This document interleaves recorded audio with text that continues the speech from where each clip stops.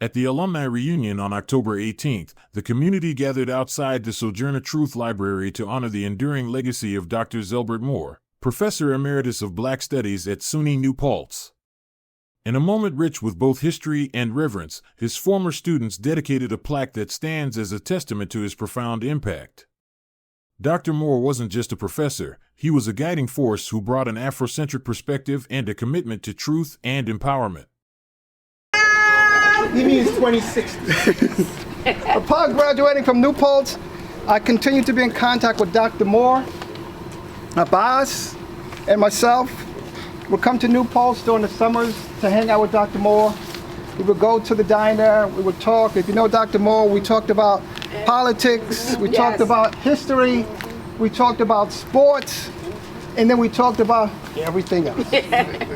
And you know with Dr. Moore, there was never any short conversations, short times, everything was extended.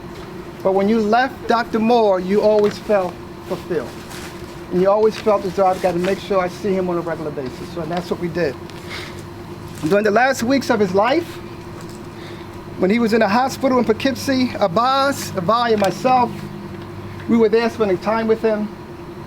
We made sure that he had food to eat or anything that he needed. We made sure as well that we brought books, newspapers. And you had to bring like about 16 different newspapers because you know he's going to read all of them. Yep. So that was Dr. Moore. And that's what we patterned ourselves after. Dr. Moore was more than a professor, he was family. Yes. You see, we didn't have a father growing up in our lives, Abbas, Vi, myself, and Dr. Moore was our father figure for us. And we owe a lot of our success, retired superintendent, retired educator, retired, to Dr. Moore. Yes. So when he died, we raised money for his funeral. And that money that was left over from the funeral, we bought this plaque. So I'm going to do something that I don't do. I'm not a poet. I've never written a poem in my life. I got up this morning, Boz, you got to record this, so you got to give it to my wife. Yes, please. I never wrote a poem in my life. I got up this morning and decided that I'm going to write a poem. So, so here it goes. The title of this poem is I Am Because Of. I am a graduate of New Paltz College because of Dr. Moore. I am a scholar who pursued graduate school because of Dr. Moore. I am an educator who found purpose in teaching because of Dr. Moore. I am a leader shaped by his wisdom and example. I am because he was my professor, my mentor, my father figure.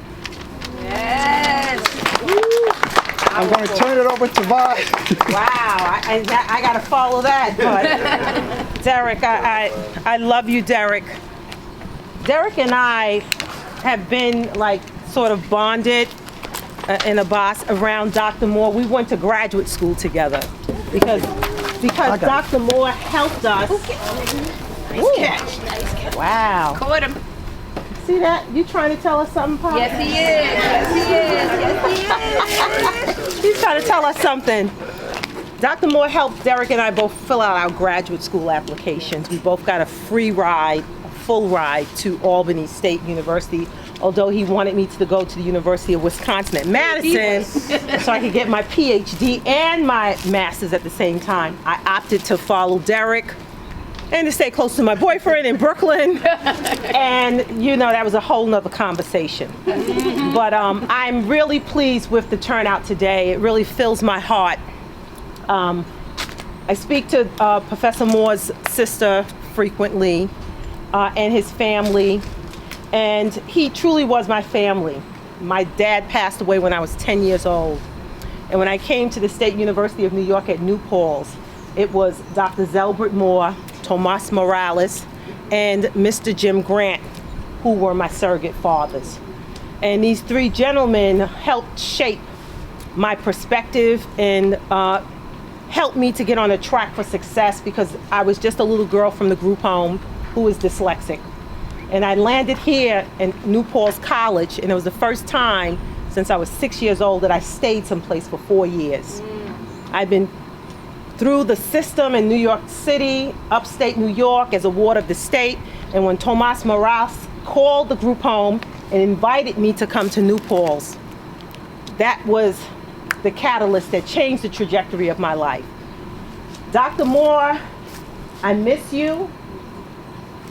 I love how you've always challenged me, the debates. I mean, every step of my career, from working with adjudicated youth coming out of detention centers, to becoming a teacher, to becoming an administrator at the building level, to going to Chicago to work, to coming back, going to Ohio, and then coming back to become a superintendent. Dr. Zelbert Moore was there every step of the way, encouraging me. So I'm really pleased to say that he was a complex man. Of course, you know, he was a scholar. His area of expertise, we know, was Afro-Brazilian, Afro-Caribbean history. He spoke Portuguese fluently and often traveled to Brazil and Portugal, which were his favorite places to go. And, you know, Dr. Moore's love for language always took him to different cultures. I know the Latino community, he spoke Spanish fluently, and he read it fluently also, right? So his commitment to this place, the State University of New Paltz, when he retired, he remained in this area, continued to mentor his students, mentor new students. You could find him at the diner on any given day, or at McDonald's, or at Burger King, or at one of the bars, drinking Pepsi and dancing all night. He loved to dance, he really did. So his legacy is all of us. We all represent his legacy. And he leaves today a legacy of intellect, a legacy of social justice, and a legacy of intellectual curiosity, and most importantly, a legacy of love. And as I've had the opportunity to share, and Derek's had an opportunity to share, I'm going to turn it over to Abbas, who is going to open it up for opportunity for others. Hello, my name is Abbas Nuruddin. I am a graduate of New Paltz, 88, class of 88. I'm the quiet one of the bunch. 26, you said 1926?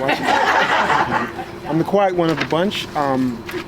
Before we do the unveiling, if anyone has anything, any memories that you have of Dr. Moore, just step forward and just say what you have to say, and then we'll move on to the unveiling.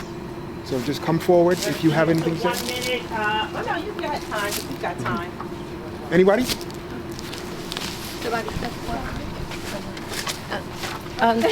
We all can speak well. Hi, I'm Sophia K. Franklin. I was here as Kirkpatrick, class of 88. Dr. Moore, Professor Moore, was like a father to me as well. Came up from the Bronx, South Bronx, came up to New Paltz, and just he was the father that a lot of us didn't have. He spoke to you, he would get on you about your future, what you're gonna do with your life. Don't get stuck messing with them boys.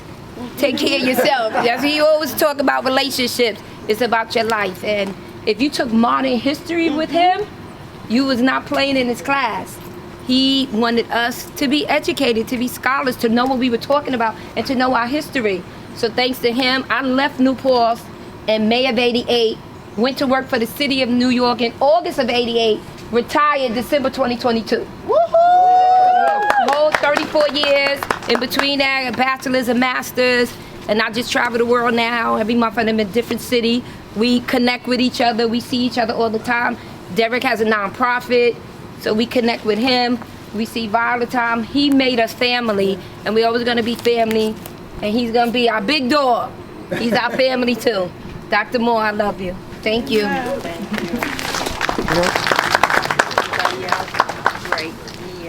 I'm Ingrid Savia McLaughlin, class of 1993. I first took my first class with Dr. Moore, modern history, modern world, sorry. And then I wound up taking 3 other classes with him because he touched my life so much. As I was graduating, he asked me what I was going to do, and I said I was going to be a teacher in New York, and he was like, no, you have to go to grad school. So he helped me with my grad school application, and today I'm a professor of history and women and gender studies at the Community College of Baltimore County. And he helped write the recommendation for my beloved sorority, Omega Phi Beta Sorority Incorporated. So he's just been such an impactful person in my life. And I'm so grateful for you, Dr. Moore. Anyone else? Do me a favor. No. Come. Jonathan right before me. Right. Do me a favor. If you do want to say something about Dr. Moore, just come over here. All right, but just right. It'll be easier instead of. So my name is Tony Paulino, class of '91.